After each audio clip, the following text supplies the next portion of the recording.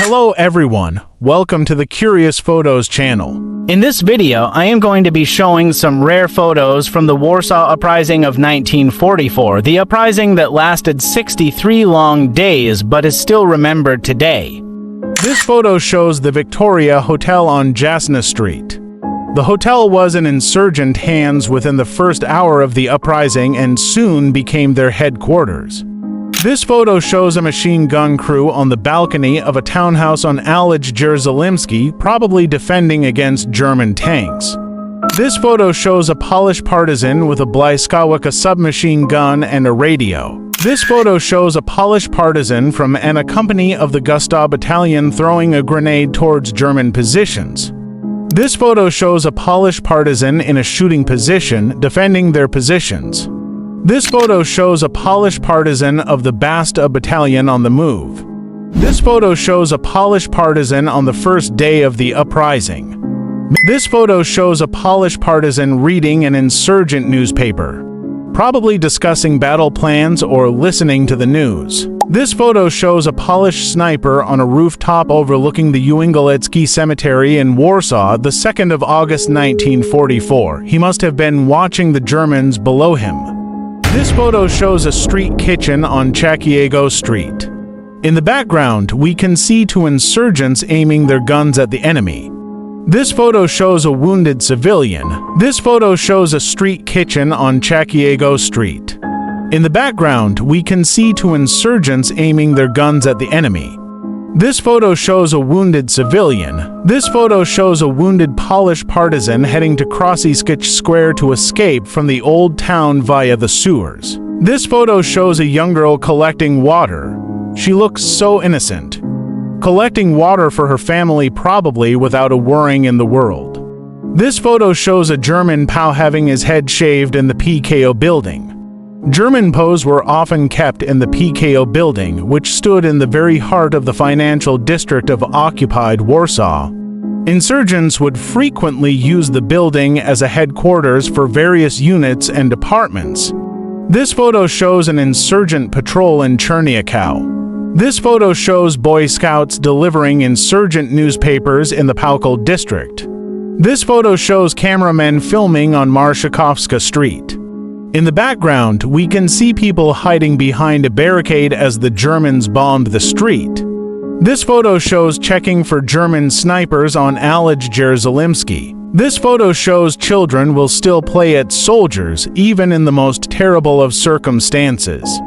Even children born during the war knew what it meant to fight for freedom. This photo shows citizens fleeing to the city center. Many citizens of Warsaw were caught off guard by the uprising and fled to the relative safety of the city center. This photo shows citizens of Warsaw evacuating the city during the daytime ceasefire on the first 2 days of October 1944. On the first 2 days of October 1944, the Germans agreed to a ceasefire to allow civilians to evacuate the city. Citizens of Warsaw evacuating the city during the daytime ceasefire. Civilians looking for shelter. This photo shows German POWs from the past, a building in the courtyard of a townhouse on Zielna Street. German POWs were commonly held in these kinds of buildings throughout the city. This photo shows German POWs. This photo shows a girl from a company of the Gustav Battalion reading a book amid the rubble on Klapa Street in the Old Town. This photo shows help for the wounded. Medical staff come across a dead body while attending to a wounded man. This photo shows local residents abandoning the Wola district of Warsaw and heading towards the city center. As the Germans took control of the Wola district, the Poles were forced to abandon their homes and flee to the relative safety of the city center. This photo shows man firing at German positions from Pusa the 11th Street using a grenade launcher. This photo shows members of the Kalifski Battalion taking a break from fighting. Members of the Polish Red Cross are blindfolded before being allowed to cross German lines for negotiations about allowing civilians to evacuate Warsaw. This photo shows a mother feeding her young daughter in a building on Siena Street. This photo shows people crossing Wielka Street behind a barricade under fire from Germans. This photo shows Polish partisans entering a building through a hole in the wall.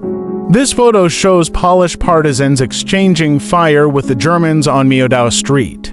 This photo shows Polish partisans from the Pusk Battalion crossing Chladna Street in the Wola district.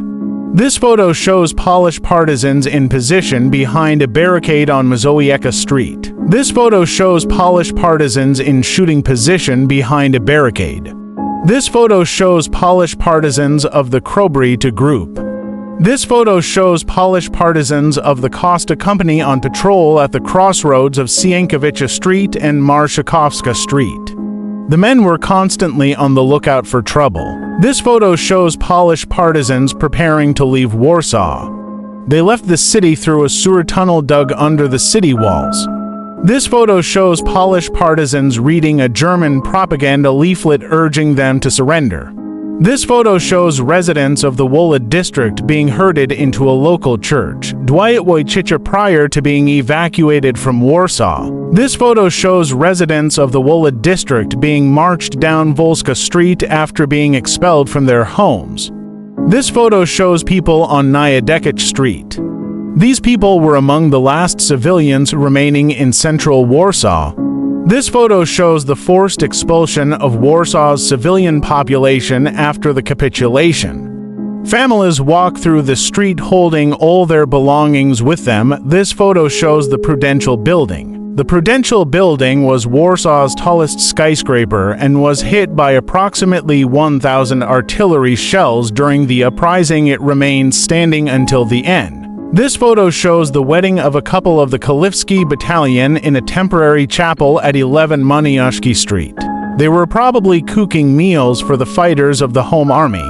This photo shows women seeking information about their families after being deported to Pruszkow. This photo shows young insurgents on Sienkiewicz Street in central Warsaw.